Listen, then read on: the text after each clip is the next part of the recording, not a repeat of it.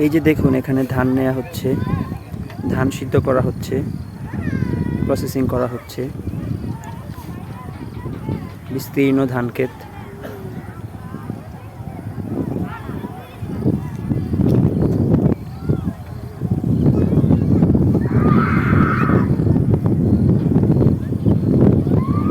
বস্তায় করে মানুষ ধান নিয়ে আসছে দূর দূরান্ত থেকে, লেবাররা।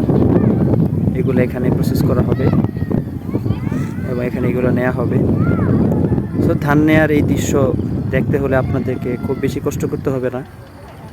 ঢাকার গুলশান থেকে মাত্র 30 মিনিটের রাস্তা।